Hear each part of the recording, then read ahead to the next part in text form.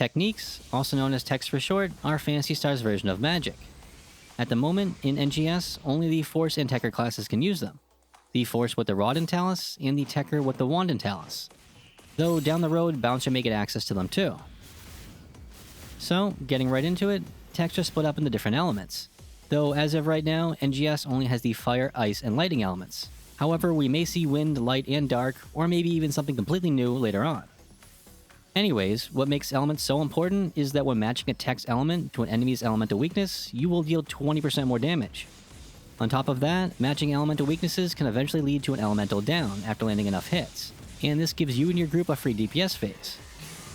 That being said, it's not completely necessary to always match elements if you think a tech from a different element can get the job done better in that situation.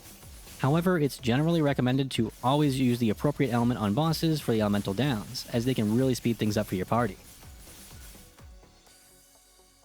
Unlike base PSO2, so far, almost all uncharged techs in New Genesis have a 3-part attack chain, where each tech cast is a single cast, but has a different animation if used in succession, similar to normal attacks.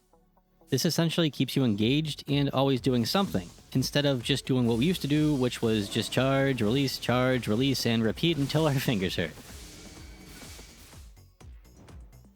Getting to the techs, and starting with the flame techs, we first have Foy, which shoots out a fireball in a straight line and makes a small flame tornado on impact. This does not pass through enemies or terrain and will stop at its first obstacle.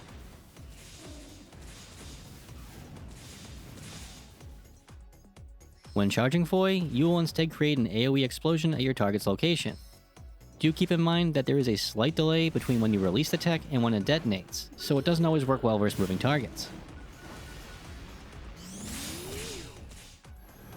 Next up is Gifoy, and this manifests a swirl of flames around you, making for a quick and spammable localized AoE. There are guard frames at the very beginning, right before the flames appear, and if you're using the Rod and have learned the skill Elemental Bullet, blocking this way will actually trigger an Elemental Bullet counter. Charging Gifoy will instead create a Flame Tornado at a target's location. It looks like it hits from the bottom up, but it actually damages from the top down. So it ends up being really nice to use versus enemies with weak spots on top that are otherwise hard to hit with other techs.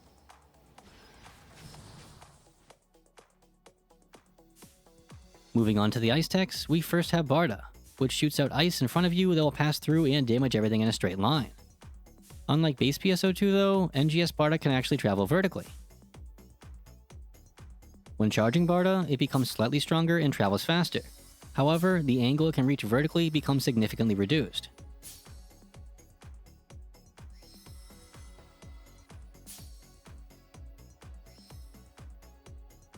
The other ice tech is Gibarda, and this simply creates an icy conal AoE in front of you.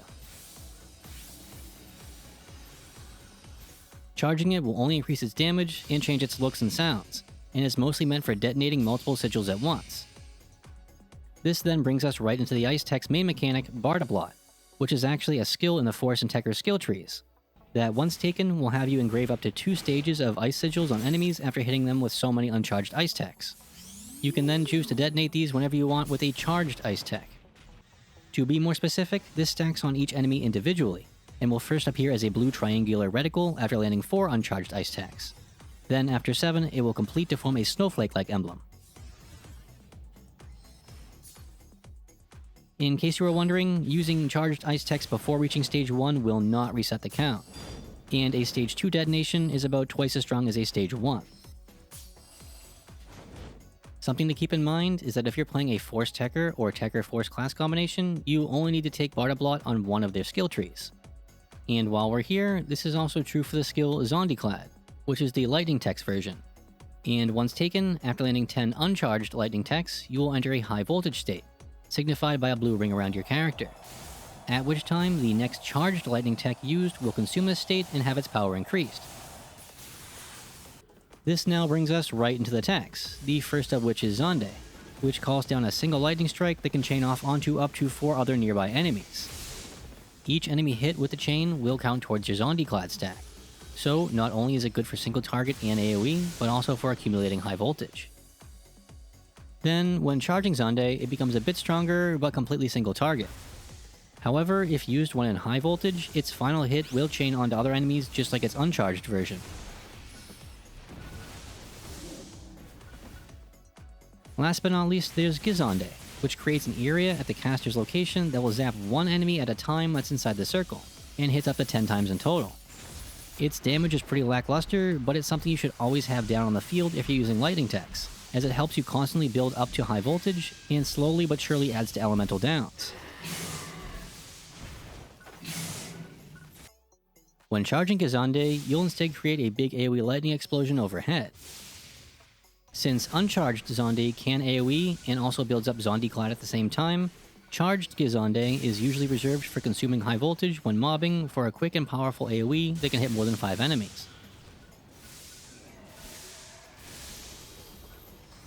And that's about it for the text so far in NGS. I don't know about you guys, but I really like the direction they're going with the text this time around, and I really hope to see more added soon. As usual, be sure to let me know if I missed anything, or got anything wrong. Also, do be sure to look out for my individual tech weapon videos over the course of the next week or so. And until then, take care.